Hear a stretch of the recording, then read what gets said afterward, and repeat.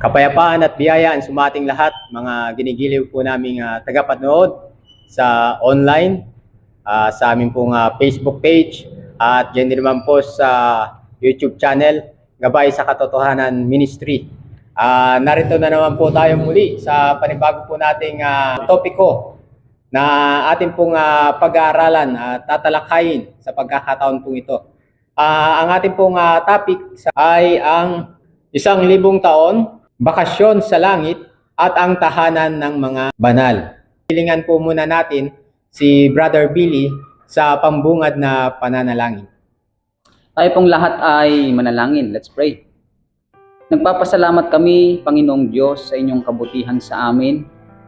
Sa pagkakataong ito na binigay sa amin upang muling tumalakay na may kinalaman sa inyong mga salita, sa mga kalagayan o mga mangyayari sa bagong langit, bagong lupa, at gayon din sa 1,000 taon or 1,000 years or millennium. Panginoon, pagkalooban kami ng karunungan at kaunawaan na nagbumula sa inyong mga salita habang tinatalakay namin ang mga bagay na ito. Idinadalangin din po namin ang lahat ng aming mga taga-subaybay naway patuloy silang pagkalooban ng pusong magsisiyasat sa katotohanan at mas lalo ka pa nilang makilala. Ito pong aming dalangin sa pangalan ni Jesus. Amen. Ang Gabay sa Katotohanan Ministry ay nagpapasalamat especially sa ating pong venue po sa ngayon. At narito po kami ngayon sa Tolentino Residence, mga kaibigan. Special thanks sa kapatid na si Brother Mel Tolentino. Dito po sa pansamantalang sambahan dito po sa Muson Mission. At narito po tayo ngayon sa area po ng Muson. So, isang pribilehiyo buhat sa Panginoong Diyos na tayo po ay magkaroon po ng pagkakataon na tayo po ay makapaglingkod sa Panginoong Diyos sa lugar pong ito. At muli, binabati ko po ang mga bawat iglesia na siyang sumusuporta sa gawain pong ito. Una po dyan ay ang NHB Church na matatagpuan po natin, North Sagaray, Bulacan. Barangay Bitongol, Phase 1, North Sagaray, Bulacan. Okay, so mga kapatid, marami pong salamat sa inyo pong walang sawang pagsuporta sa aming pong ministry na ito, ang Gabay sa Katotohanan Ministry. Ganyan din naman po sa RH Church, sa Sapang Palay. So mga kapatid, ating pong patuloy na tangkilikin itong ating pong programang ito, ang Gabay sa Katotohanan Ministry. At sa pagkakataon pong ito, ang ating pong topic, kagaya po ng aking pong nabanggit, ay ang 1,000 taong bakasyon sa langit at ang tahanan ng mga banal. So bakit ito ang naging topic natin sa ngayon? Sapagkat nung nakaraan, kung inyo pong napansin, ang topic po natin ay ang katotohanan patungkol sa impyerno. Ngayon ay ito pong tahanan ng mga banal sa langit. Dito ay tatalakayin kung ano ang magiging tahanan ng mga banal. At ang katanungang ito ay narito ang ating pong mga kapatid muli, si Brother Levi Arasa at yan din naman si Brother Billy Di Guzman. Sila ang ating pong taga-sagot ng ating pong mga katanungan. So kung meron po kayong mga tanong na gumugulo sa inyo pong isipan, ay iniimbitahan ko po kayong i-comment sa comment section ng inyo pong mga tanong. At ito ay gagawan po namin ng isang segment para sagutin ang inyo pong mga katanungan na related sa Biblia, katotohanan sa Biblia. At kung meron po kayong mga prayer request, ay isasama po natin sa panalangin at iniimbitahan ko po kayo na i-type nyo lamang po sa comment section. Dadako na po tayo sa unang katanungan. Sapagkat kung inyo pong napapansin, meron po tayong mga kaibigan na minsan dumadaan sa ating pong mga Facebook wall, na mga kaibigan po nating bumabati ng happy birthday. Brother Levi, napapansin mo ba yung mga kaibigan natin minsan na kapag nag-scroll tayo sa Facebook ay may nagsasabi doon na Papa, happy birthday Papa in heaven. Ngayon ay masaya ka na ngayon sa iyong kalagayan. Ano, Brother Billy? So yun, ito yung mga palasak ng ating mga kaibigan. Ngayon, ano ba ang katotohanan ito, Brother Billy? Totoo ba na kapag ang isang tao ay namatay, kapag siya ay mabuti, ay didiretso ba siya agad sa langit? No, yun yung madalas na yung pinaka-main na tanong. Ano? Pero ang tanong dito ay ano ba talaga ang magiging tahanan ng mga banal o yung mabubuting tao?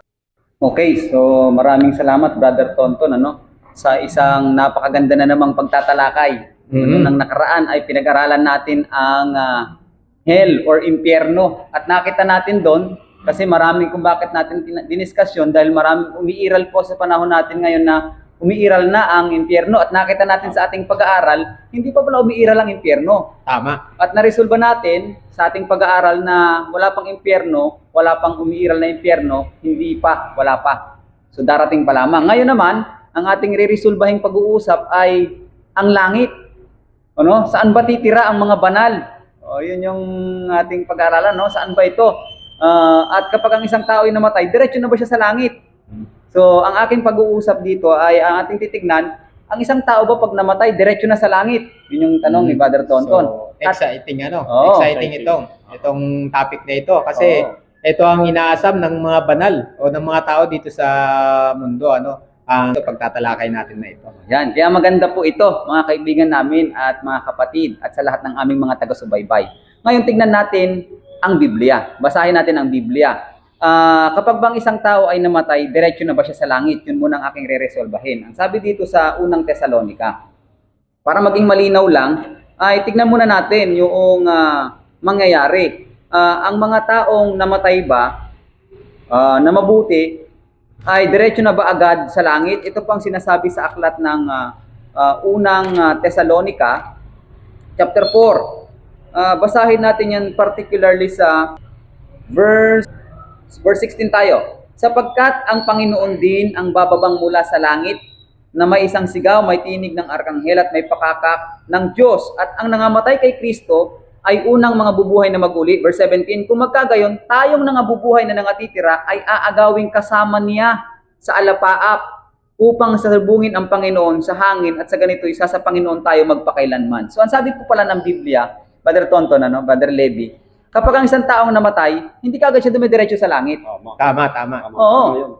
Hindi siya kagad diretso sa langit. Ang mangyayari, ang pagpunta natin sa langit ay sa pagdating pa ng Panginoon. Yes, very good. Ngayon, pagdating ng Panginoon, saan tayo pupunta? Ito pong sinabi po ng Biblia. Pagtapos po ng pagdating ng ating Panginoong Jesucristo ay aakyat po tayo sa langit. Ang sabi po dito sa Revelation or Apocalypse, chapter 20, verse 4.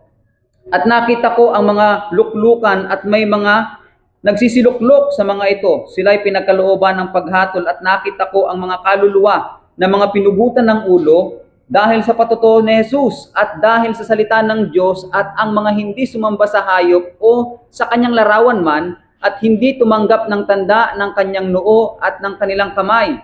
At sila ay nangabuhay na nagsipagharing kasama ni Kristo sa loob ng 1,000 taon. So ang mangyayari pala, Brother Tonton, pag yung mga namatay at mga nabuhay na natitira, ang gagawin ng Panginoon, bubuhayin yung mga namatay. At yung natitirang buhay, sabay-sabay silang aakyat sa langit at pagdating nila sa langit, yung sinasabi ng Bibliang 1,000 taon, ay maghahari silang kasama ni Kristo. Amen. So yun pala yung sinasabi ng Biblia. So ngayon, naliliwanagan na tayo na noong ang paniniwala ng marami, actually paniniwala ko rin to. Naalala ko nung unang episode natin, sabi mo, bata ka pa lamang, itinuturo na sa iyo Tama. na kung hindi mo gagawin to, maiimpyerno ka. Ako din, noon, kapag meron akong ginagawang masama, sasabihin sa iyo, sige, maiimpyerno ka. Kasi paniniwala natin noon pa na may impyerno ng umiiral. Pero napag-aralan natin sa unang episode, wala pala. At kapag ikaw naman ay mabuti, ay namatay ka, diretso ka sa langit. Yan sabi mo kanina, Papa, happy birthday in heaven. Tama. Kasi naniniwala tayong diretso na tayo sa langit. Yung pala, hindi yung gano'n ang mangyayari. Kapag ang isang tao namamatay, napupunta siya sa libingan, nananatili siya doon, at pagdating pa ng Panginoon, saka lamang siya mabubuhay kung siya ay na kay Kristo, sumampalataya siya sa ating Panginoong Hesus. Ngayon, pagdating niya sa langit, hindi pa rin siya doon titira, Brother Tonton. Kasi ang akala natin, kapag ikaw ay namatay at pumunta ka sa langit, doon ka natitira. Kaya sabi natin, payapa ka na dyan sa langit. Pero sinasabi dito, pagdating natin doon sa langit, ay maghahari tayo na kasama ni Kristo. Na yung paghaharing iyon ay hanggang 1,000 taon lamang.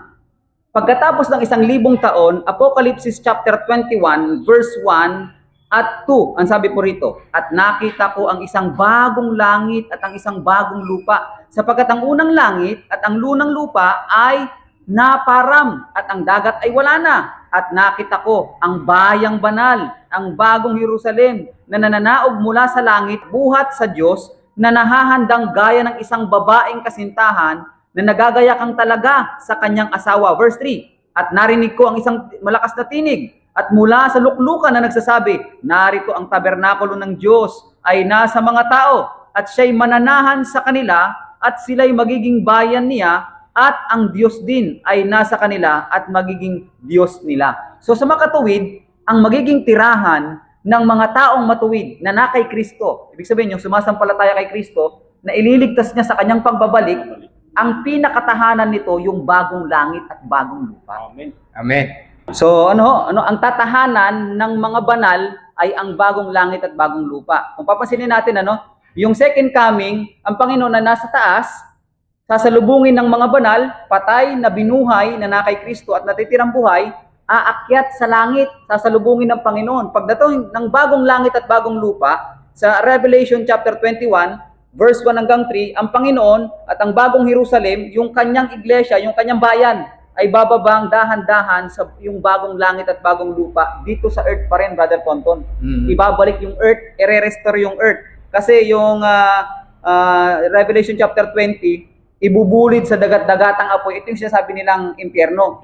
Yung impyerno na yon, hindi yun para tupukin ang sinuman, kundi para i-restore. Parang pagre-restore ng earth, at kapag na-restore yung earth, kaya kung papansinin nyo po yung context ng chapter 20, yung 1,000 years, yung millennium, tapos yung after niyan, judgment, yung apoy, after ng apoy, bagong langit at bagong lupa bababa ulit sa earth. Ganun yung mangyayari. Yun po yung parang eschatological order nung 20 at 21 ay pinakikita sa atin. So maliwanag sa Biblia, Brother Tonton, Brother Levi, na ang isang tao kapag namatay at siya'y masama, wala pa sa impyerno. Yun po yung pag-aaral natin nakaraan. Ngayon po, pinakikita, kapag isang tao ay mabuti, hindi rin siya dediretso sa langit kapag siya'y namatay. Hindi, aantay ng Panginoon, at pati yung mga patay, aantay ng Panginoon, pati yung nabubuhay, aantay yung mga Panginoon, ang pagdating niya, saka palang dadalhin sa langit. At hindi agad yun ang titirhan nila. Meron silang 1,000 years kung saan maghahari silang kasama ni Kristo. Mamaya siguro yun ang pag-aaralan natin. At pagkatapos nun, ay ibabalik tayo sa ating tunay na tahanan, yung bagong langit at bagong lupa. Amen. Okay. So, amen. So, mga kaibigan, maliwanag na tinalakay ng ating pong kapatid, si Brother Billy, ang tahanan ng mga banal, ng maliligtas, na ang tahanan ng mga banal ay hindi ang langit ng mga langit o yung tahanan ng Diyos. Pagka sinabing langit ng mga langit, yun po yung tahanan ng ating pong Panginoong Diyos. Ngayon, maliwanag na binanggit, sinagot ng ating pong kapatid, ang tahanan ng mga banal ay itong bagong langit at bagong lupa, na kung saan itong mundong ito ay pupugnawin sa apoy. Sa pagkakataong ito, mangyayari ito sa third coming ni Jesus. Sa third coming ni Jesus ay mapupugnaw ito ng apoy.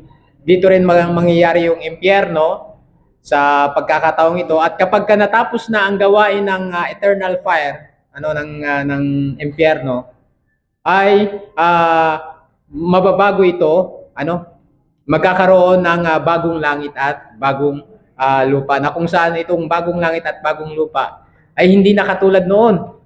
Sabi ng talata na binanggit ni Brother Billy, ano, na wala na raw pong dagat. Kung titingnan natin yung mundo natin ngayon ay masasabi natin na ano, 2/3 ng mundo ay puro dagat. Pero ang bagong langit at bagong lupa, walang dagat. Mga kaibigan, mga kapatid. So sa pagpapatuloy ng ating pong mga pagsagot, pagtatalakay, ano, maunawaan pa natin ng lubos kung ano ang may imagine natin, kung ano ang magiging buhay natin sa bagong langit at bagong lupa. Ngayon, ang pangalawang tanong, kailan magaganap at magtatapos ang 1,000 taong bakasyon sa langit ng mga langit? Ano? Kasi sa nabanggit ng mga talata ni Brother Billy na ang mga banal na dadalhin ng ating Panginoong Diyos sa langit ng mga langit ay maghaharing kasama niya. So, Brother Levy, ito ang tanong.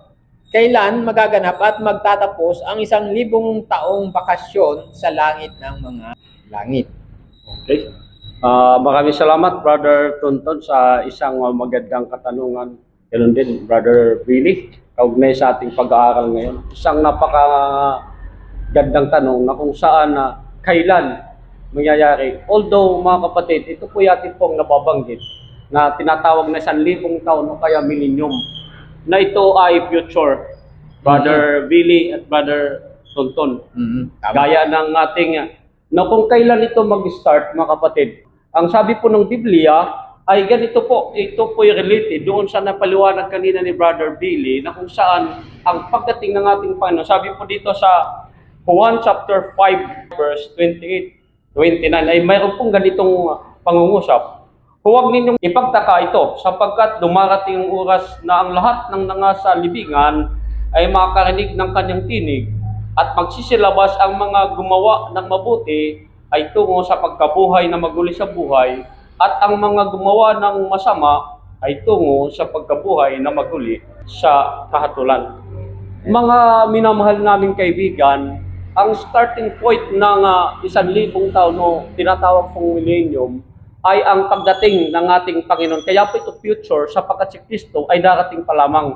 Na kung saan yung i-visualize po natin na nabanggit kanina ni Brother Billy na ang unang mabubuhay pala sa yung magiging senaryo ay bubuhayin ng Panginoong Diyos yung mga mabubuti. Ayon po sa ating pong nabanggit kanina sa Juan 5, talatang 28-29, mabubuhay ang mga mabubuti, sasalubong sa alapap ng langit. At pagkatapos nito, yung mga patay na masasama ay sa pagkabuhay na maguli sa buhay. Ito po ang sabi sa Revelation chapter 20 na nabanggit kanina ni Brother Billy. At nakita ako ng mga trono at ang nakaupo sa mga iyon ay pinagkalooban ng kapangyarihan humatol. Nakita ko rin ng mga kaluluwa ng mga pinugutan ng ulo dahil sa patotoo kay Jesus at dahil sa salita ng Diyos at ang mga hindi sumamba sa halimaw o sa kaniyang larawan man at hindi tumanggap ng tanda sa kanyang noo at sa kanila'y kamay, sila'y mabubuhay ang kasama ni Kristo sa loob ng 1,000 taon.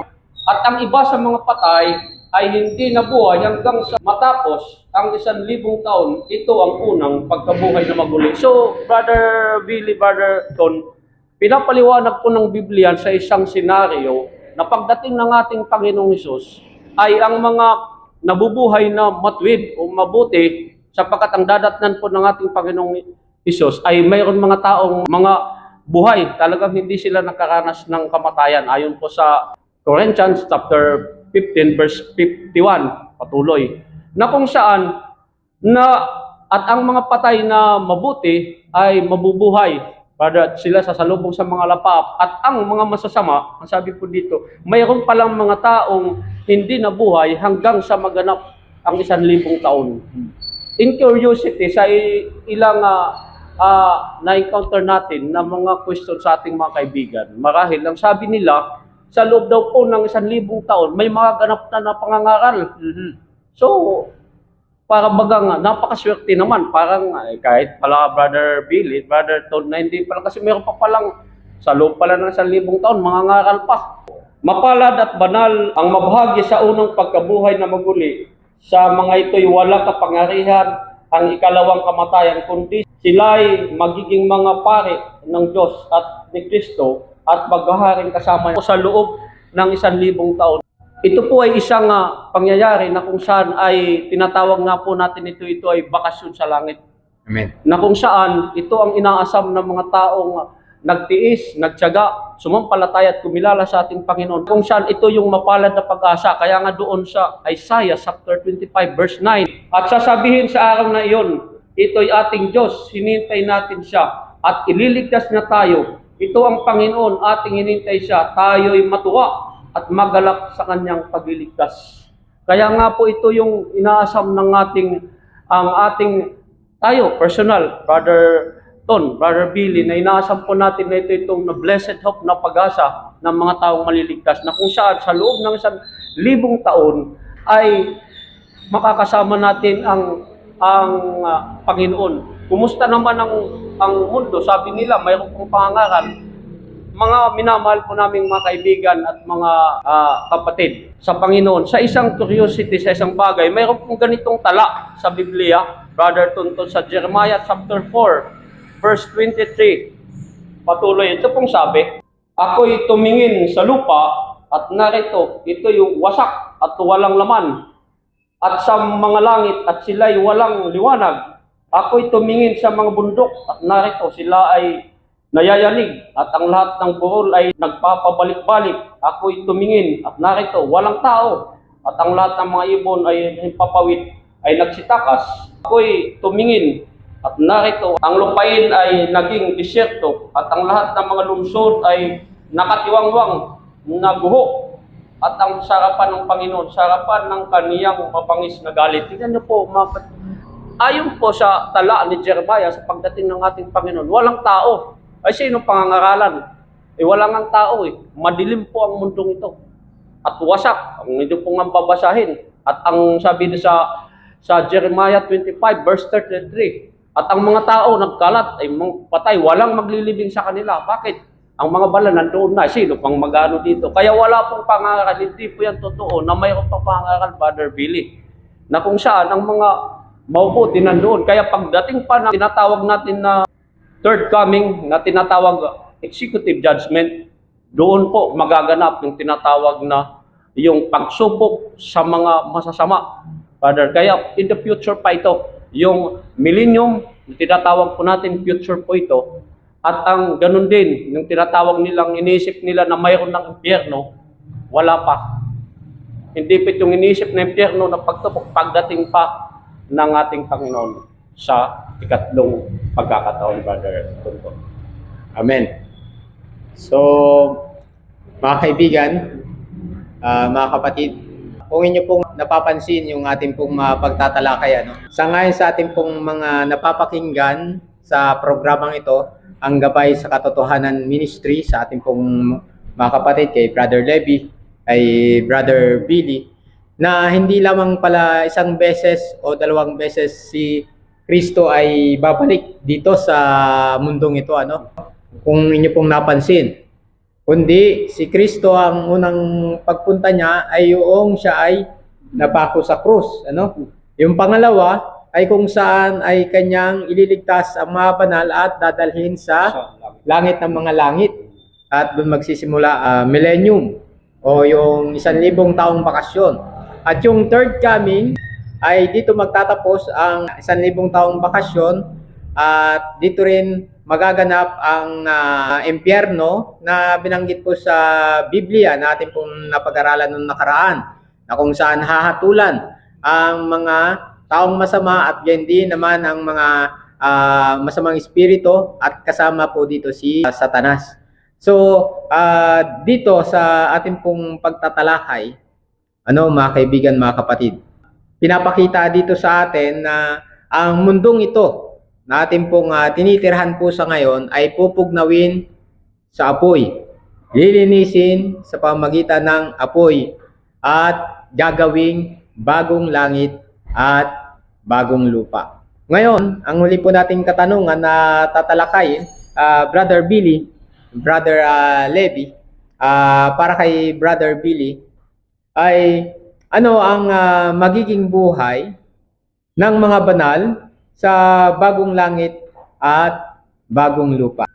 Yan, so maraming salamat, Brother Tonton, Actually, ito yung pinaka-exciting part ng atin pong pag-aaral, dahil nakita na natin yung bago magkaroon ng pagdating ng ating Panginoong sa ikalawang pagdating ay magkakaroon ng desolation, destruction and desolation. Ang sabi nga sa Revelation, Brother Tonton, kung bakit nagiging kasing magandang balita itong pangatlong tanong, sapagkat ang sabi doon ay sa 16 ng Apokalipsis, Brother Levi, sa verse 18, sabi niya magkakaroon ng mga kidlat, mga tinig at mga kulog, at magkakaroon ng malakas na lindol na di nangyari kailanman mula ng magkatao sa lupa. Isang lindol na lubhang malakas, lubhang kakilakilabot.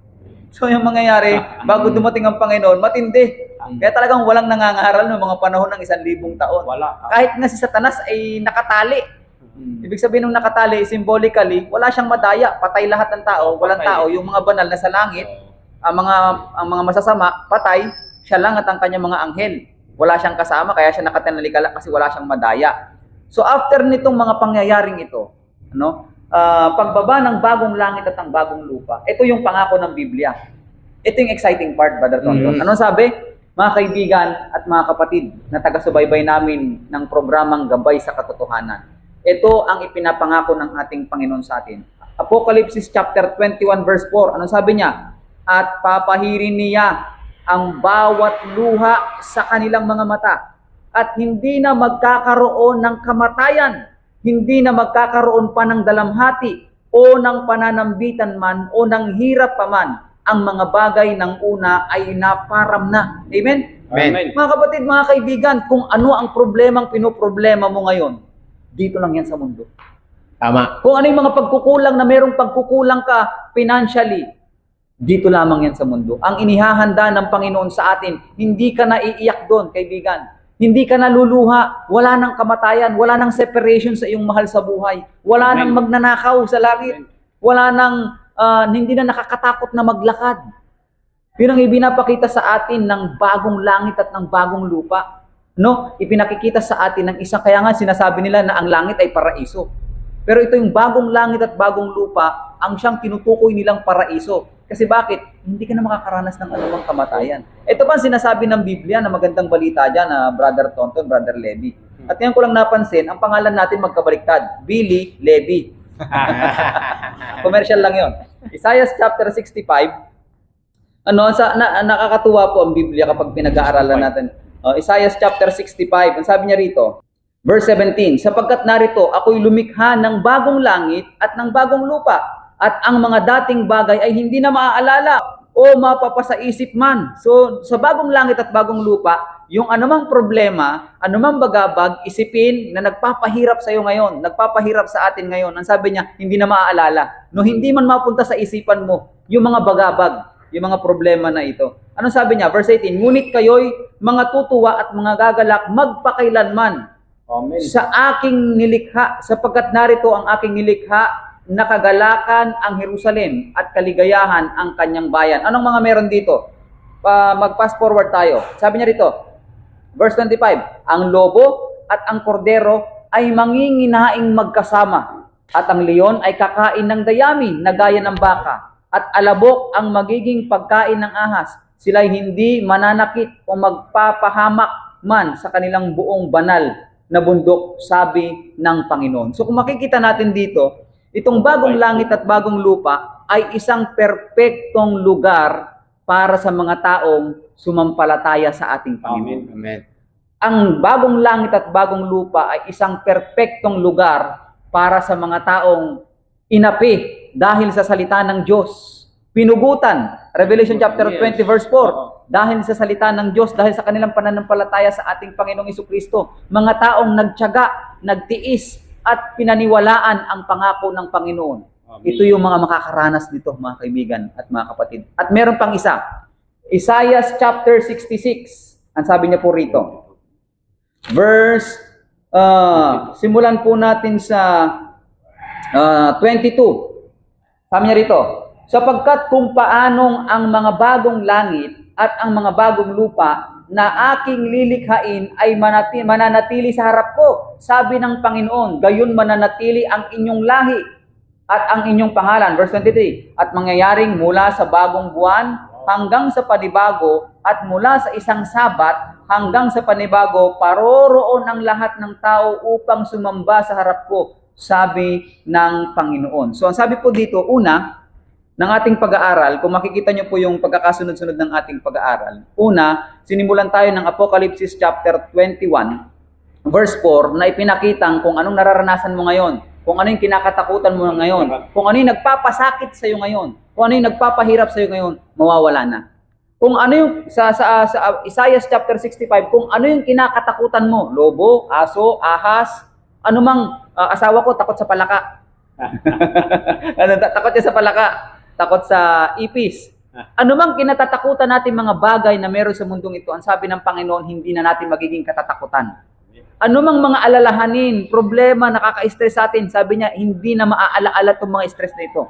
At ang sabi niya, ang bayan na inihahanda niya sa atin ay isang lugar kung saan makakasama natin ang Panginoon. Apocalypse chapter 21, verse 1, 2, and 3. Ang sentro ng pagsamba ay nasa atin. Kasama natin ang Panginoon na sinasamba eh. At pagkatapos doon mga kapatid, sasamba tayo sa Panginoon. Lahat ng taong maliligtas sa araw ng Sabat, mga kaibigan. At kung ano ang Sabat, antayin po natin ang susunod na episode sapagkat ito po yung mga susunod pag-aaralan. Pero sa mga panahong ito, ipinakita sa atin na ang bagong langit at bagong lupa na tatahanan ng mga taong sumampalataya sa Panginoon ay isang lugar kung saan worth it ang ating paniniwala, pananampalataya, at higit sa lahat, ang sabi nga ng ating title ay Happily Ever After. Ano? Isang lugar kung saan makakaranas ka ng bakasyon. Grand vacation. So makita niyo po yung eksena. Pagkatapos ng paghihirap, pagdurusa, darating ang Panginoon. Dadalhin tayo sa langit, parang kasal. Pagkatapos ng 1,000 years of vacation, pagkatapos ng 1,000, after ng kasal, anong nangyayari? Lalabas ka na, papunta sa palabas sa simbahan. So bababa ang bagong langit at bagong lupa. Ibibigay sa atin ang buhay, kapayapaan, paraiso na ipinapangako ng Biblia, at doon sasamba tayo sa Panginoon sang-ayon sa kanyang banal na araw na ibinigay sa atin. Amen. So mga kaibigan, ay atin pong napakinggan ang mga kasagutan sa ating pong mga katanungan. At ang Diyos, alam ko po na ang Diyos ay nananawagan sa bawat isa po sa atin, Amen. sa ating lahat, na tayo ay tinatawagan niyang tayo po ay pumunta sa langit. Ang Diyos ay nagnanais na tayo'y makasama lahat. Mabuti man o masamang tao ay kaya po niyang dalhin sa langit kung tayo lamang po ay magnanais na makasama ang Diyos sa langit na bayan.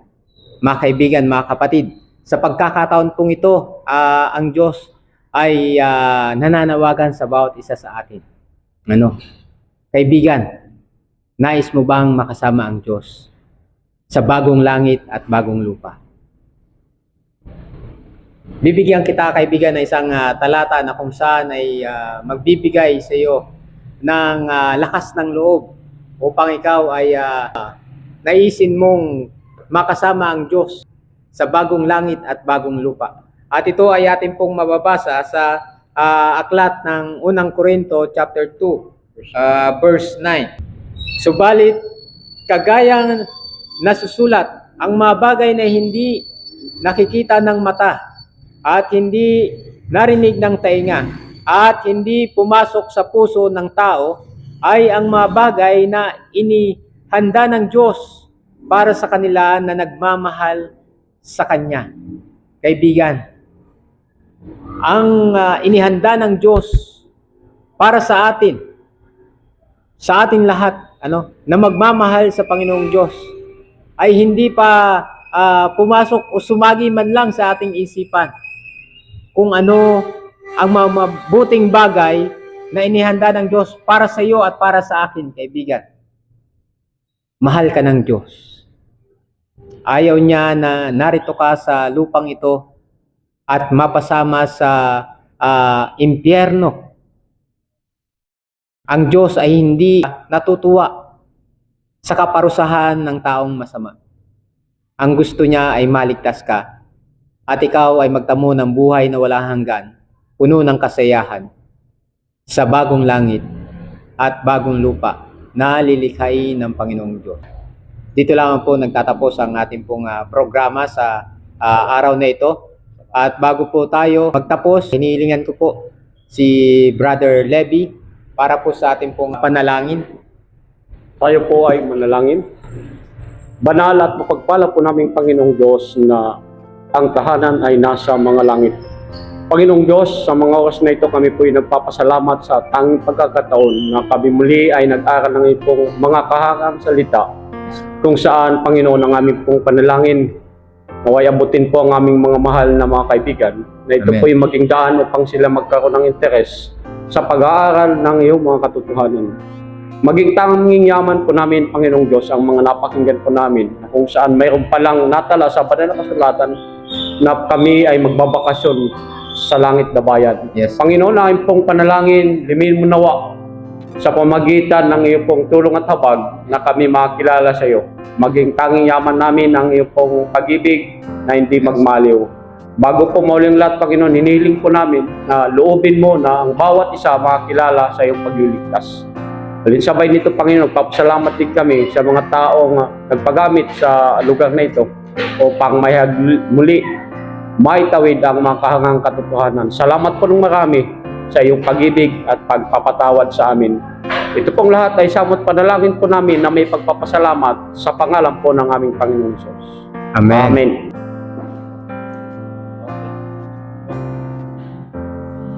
Thank you, viewer.